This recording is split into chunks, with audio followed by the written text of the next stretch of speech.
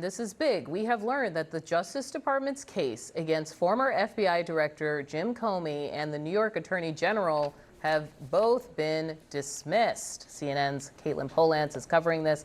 Caitlin, okay, what happened here? I don't know which case you want to take first. Well, they both are being dismissed, and for essentially the same reason that Lindsay Halligan, the Eastern District of Virginia interim U.S. attorney sent there by Donald Trump, not Senate confirmed, that she doesn't have the power. What the judge here has found, this is Judge Cameron Curry from South Carolina. She came into the district, heard arguments from both of the lawyers on these cases against Lindsay Halligan's role.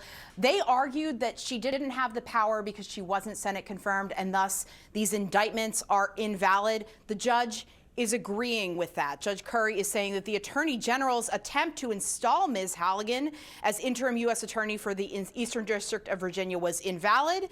And because Ms. Halligan had no lawful authority to present the indictment, James Comey's motion is granted, the indictment is dismissed. Now, the judge does mention that this is without prejudice. So in legal speak, that means that it could be brought back by another prosecutor in the Eastern District of Virginia if they took it through the grand jury again. But everything Lindsay Halligan did at the end of September, beginning of October, and since then, this judge is saying she couldn't have done that. She didn't have the authority. She was not confirmed by Congress, by the U.S. Senate as the Eastern District of Virginia's U.S. attorney, and thus the president went out of his bounds, and the Attorney General, Pam Bondi, also overstepped her bounds in sending Lindsay Halligan into this district to get these indictments against both Comey and James. And can I raise a question with Comey? I know that she had made, at least the judge pointed out, a serious error when it came to the grand jury. So what we're saying now is even that mistake that everyone had been talking about, it's moot, because essentially what I'm hearing you say is they're saying she shouldn't have been in the job in the first place. It may be moot, yes. We still are waiting to see if Judge Nachmanoff, the presiding judge over this case, what he does. He hasn't actually entered into the record yet that the cases are dismissed. We just have this other order from the judge saying that the indictment against James should be dismissed, the indictment against Comey should be dismissed. We'll see what this other judge does now with that. But this isn't about, Audie, what you are bringing up, what Lindsay Halligan may have done with the grand jury in getting the indictment of James Comey through to the magistrate judge after they had voted down one of the charges against Comey and only secured 2 charges against him. There was that big hiccup, but it isn't what's being addressed here. This is solely about, did the Department of Justice formally take the pains it needed to get someone into the position of U.S. Attorney for the Eastern District of Virginia. And this judge, Judge Curry, she says they did not. And so everything that interim U.S. Attorney Lindsay Halligan has done, it's invalid at this time. Does this mean this is done? Can these charges come back? Hadi, there are always appeals. This is at the district court level, and so it is very likely that whatever happens next will be kicking around in appeals for months, if not years. Okay, thanks so much, Caitlin. I want to bring it to the panel now. Obviously, the administration really wanted to have the lawyers they wanted to have in place, usually people from Trump's teams in the past, to go after these figures. And I know Comey had planned in his defense to talk about vindictive prosecution. Now it didn't even get that far. How does this look? I don't know what some of the reaction here is. I mean, it's kind of predictable in a way. Shortly after the Comey indictment landed, we saw people talk about whether Halligan was actually lawfully prosecuted. And just to be clear, this wasn't some kind of lefty legal commentator who was raising this. This was Ed Whelan of the National Review, who I think initially really raised this as an issue. So there were so many different issues with these prosecutions. It was kind of a question of which one was really going to be the one to get in the way. Well, then let's see how the White House is taking it. CNN's Kristen Holmes is there. Kristen, what are you hearing? Well, we're waiting to hear some kind of response here. Nothing from President Trump yet, nothing from the White House, but of course we have reached out. But just a reminder, the White House has been heavily involved in almost all of this. Part of the reason that these charges were brought against Comey, were brought against Letitia James, was because President Trump wanted to have his political foes brought to court. And that's what we saw unfold over the last several months. We know that the U.S. Attorney who is in the Southern District of Virginia, Eric Siebert, was not willing to bring these cases. He's become becoming a problem for President Trump. He was becoming kind of a thorn in his side, and eventually he was ousted from that position. He was forced to resign. He's no longer in there. Then we saw President Trump be very involved in the appointment of Lindsey Halligan, to the point where he was posting on Truth Social a direct note to Attorney General Pam Bondi saying that Lindsey Halligan would be a good fit. Halligan herself had been a personal attorney, but she had never appeared before a grand jury ever before this Comey indictment. She was prepared by the FBI attorneys. That's who kind of did murder boards with her and practice rounds with her. And then she did the Comey indictment. And then almost on a whim, from what I'm told by officials, she decided she would also bring this charges against Letitia James in Alexandria just a few weeks ago, which of course then ended up in an indictment there. The White House is going to have a lot to say about this, I am certain, because they have been involved in every single step of this as it has unfolded. And this, bringing these kind of charges against President Trump's political enemies, that is something that he cares deeply about. So that is something that we expect to hear from him on.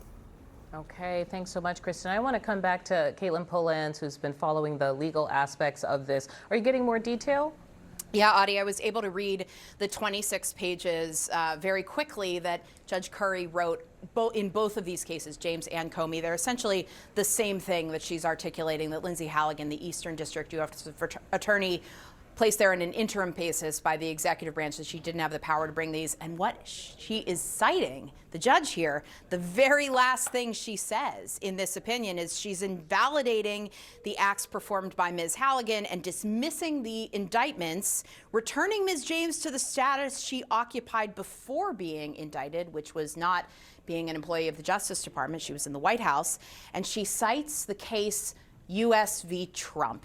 So that is the nail in the coffin at this point in time for these two cases. The decision made by Judge Eileen Cannon in Florida last year that the case against Donald Trump related to his alleged mishandling of classified documents, that could not go forward. The judge is saying in this case that James and Comey, they cannot face these charges because the prosecutor was invalid, and she is basing that, according to this order, this 26-page order, largely upon the Trump case, which Donald Trump won and which freed him from being a criminal defendant as he was taking office this year. In that case, that was a case brought by special counsel Jack Smith, and the judge there in Florida, a Trump appointee, Eileen Cannon, she also found that the steps that prosecutor had taken were invalid. He had not been properly appointed. So a really interesting correlation there between these two situations. And again, just so we're clear, it's not on any of the big merits of the case people had wondered about whether this was vindictive, whether it was revenge, all of these other things. In the end, it's like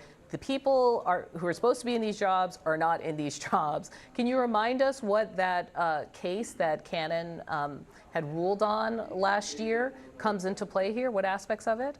Yeah, it specifically is the aspect of the prosecutor. In that case was about Trump allegedly mishandling classified documents. But the person who took that indictment through the grand jury, it was Jack Smith, who was brought into the Justice Department to be a special counsel and hold that office. At the time, Judge Cannon dismissed that case last year, saying that Jack Smith, he wasn't approved by Congress to have that job, and Congress hadn't appropriated him the money. That case was dismissed, and then he won the presidency, prompting the Justice Department to put not just that case by Jack Smith, but another one he had brought against Trump in Washington, D.C.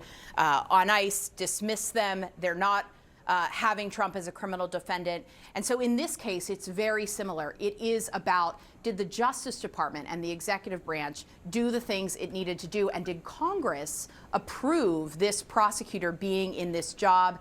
Judge Curry here in the James case, in the James Comey case, the Letitia James case, she's saying, no, Congress did not give the authority to this prosecutor, Lindsey Halligan, in the Eastern District of Virginia, and that is why it is being tossed at this time. She is quite clear here, though, that these indictments need to be dismissed, but she is saying that another prosecutor who appropriately is given the authority by Congress at this point in time could try and revive these cases if they wanted to. That was a very similar thing to what happened in the Trump case as well, where it was dismissed and there was always the possibility that it could come back with another prosecutor, but just not that one, and here, just not this one.